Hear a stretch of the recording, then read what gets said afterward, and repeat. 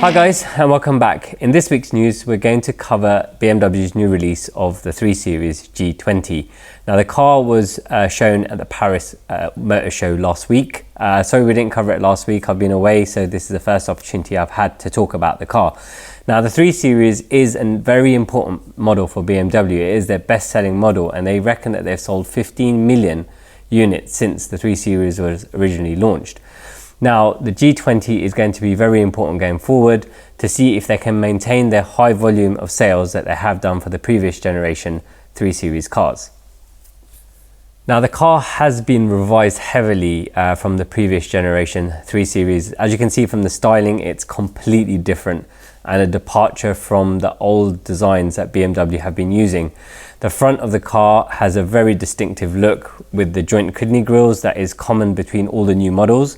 The headlights now have a slight indent in between them, and it's the rear of the car that I'm not sure about. The front end does work for me, the silhouette works for me, but the rear looks a bit Audi-ish, Lexus-ish. I'm not 100% convinced, but again with BMW, every time they release a new design, you have to get used to it. Now the interior is where it really shines. As you know from our previous video talking about our F90 M5, I've said the interior is a huge step up from the previous generation F10, and the G20 3 Series does not disappoint. The interior is bang up to date, and it's something that's been missing from the previous generation 3 Series for a long time. I mean, even in our F80 M3, the interior looks dated, even though you can still buy those cars new. It's quite behind what Audi are doing. So hopefully in the G20, we're going to see something like the virtual cockpit. And you can see it's already got things like the mood lighting, and the interior lights are very similar to what the F90 also has. So this does beg a question. It looks like the car is actually quite big as well. So from initial reports, it's the same size as an E39 M5. So it's the biggest 3 Series ever.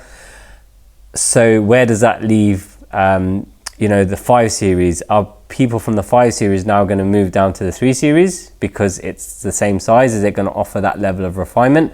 It's going to be an interesting question. So we'll see what happens when the car actually gets released. Now, initially, the car is going to come in 6 different power levels. So they're going to use the 2-litre turbo engine, and that's going to produce 184 horsepower. They're going to have 2 diesel engines, the 318D, the 320D, which are based on the 2-litre diesel, and they're going to produce 150 and 190 horsepower respectively. And the top of the range diesel will be the 330 diesel, which is going to produce around 265 horsepower. Now, in terms of the other petrol engine, they're going to do a 330i, and then also for the first time an M Performance 3 Series, so that will be the M340i. Now, we've seen from the Z4 and the M140i that these engines are producing a really decent amount of power, and they're going to be very quick. Now, the M340i with xDrive, BMW are claiming this is going to do 0 to 60 in 4.2 seconds. Now let's let that sink in. That is very, very close to what an F80 M3 can do if you can get grip and you can launch it properly. So that's going to be an amazing car for that kind of segment. Now it's going to be really interesting what BMW do with the M3 now when the new one comes out, because it's going to have to be faster than the M340i. So does that mean it's going to have 4-wheel drive? In my opinion, I think so. It's going to have to do that. If it can be a smaller version of the F90 M5, I think they're going to be onto a winner. Now, speaking of the new version of the M3, these renders from CarLifeStyle show what the M3 could look like, and it does look stunning. I mean, if it looks anything like this, I think it's going to be very popular. And as much as I love the F80 M3 shape, I think this is a good evolution of it, and I think it's going to be a fantastic car. Now, it's going to be interesting to see what they do with the engine and the drivetrain. I think they're going to base the engine on the B58, so it'll be called an S58, probably with twin turbos, running around 450 to 490 horsepower. The interesting question is going to be whether they actually run 4-wheel drive or not. Now, the X3M and X4M, which we've covered in previous news articles, will give us a really good insight into what the new M3 will be like, because it will be using the same engine. Whether it's using the 4-wheel drive or not, as I said before, we don't know, but there's also been rumours that the M3 will have hybrid technology, so it may have an electric motor running the front wheels, much like the i8 does. Now, what do you guys think of that? Do you think it's something that you would buy in an M car, or an M car shouldn't have hybrid technology? Personally, I think moving forward, it's inevitable. I think they're going to have to do hybrid to meet the emissions regulations that are coming out. So it will be interesting to see what BMW actually do with this. In previous generations of M3, every time a new generation has come out, people haven't reacted initially well to the changes. So when it went from 6-cylinder to the 8-cylinder in the E92 M3, people weren't sure about it, or they didn't like it, and then they loved it. And then when it went to the 3-litre 6-cylinder turbocharged, people hated it and said, why am going to turbochargers? And then people started liking it because of the potential and because of the torque.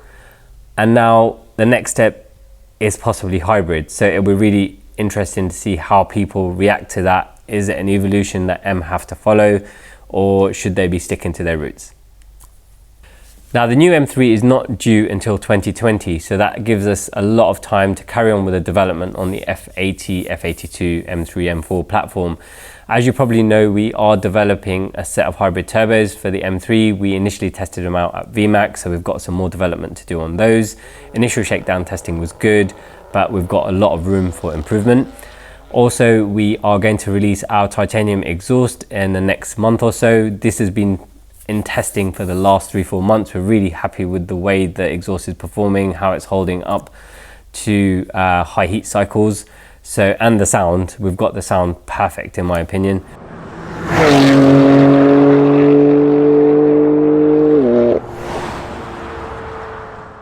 So that'll be ready in about a month. And we're also going to develop a new type of suspension to use with the EDC dampers. So it's going to be a suspension kit that you use with the electronic dampers, so it'll be like height adjustable springs, but we're going to do something a bit different, which no one's done on the BMW platform before, so look out for that. This week we've also heard rumours that the new 2 Series from BMW internally has been dubbed the drift machine. Now, I'm really happy that BMW are focusing on the fun factor of the 2 Series, because in my opinion the M2 is the most fun car that BMW have released for a long time. So that bodes well for the future of the 2 Series in general, and if and when they make an M2 version of that car. I look forward to receiving more details about that particular platform, so we can talk about that in future news issues. Also, as our F10 M5 is leaving us, we're still carrying on with development on that platform, and the last VMAX, our customer Tommy managed to beat the current record for an F10 M5 at VMAX, and he did a 213.9 in a 1.3 mile standing run, so well done Tommy.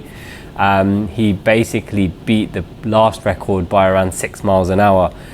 So Tommy's still on stock engine, he's running pure turbos, our ECU, our downpipes, the Venturi intake, and the JB4 with a methanol system. And he's also dialed that in really well, so well done to him for beating that. And if you look at the top 10 list, you can see he's up there with some very, very, very fast cars. Also, at some point in the last 2 weeks, we hit 10,000 subs on YouTube. So thank you very much, guys, for your support. We've also received a lot of positive comments about this new section, because no one else is really doing anything like this. So I wanted to ask you guys, if you have anything you want us to cover or any suggestions you have for us, please drop us a comment and we'll take it on board.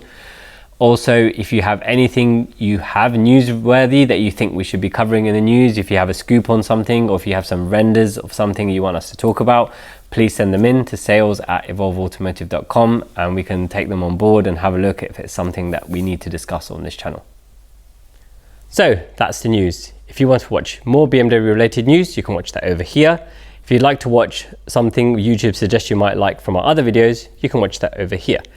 Now, if you did like the video, please click that thumbs up button. And if you've got any questions, you can put those in the comments for us. If you haven't already, please subscribe to our channel.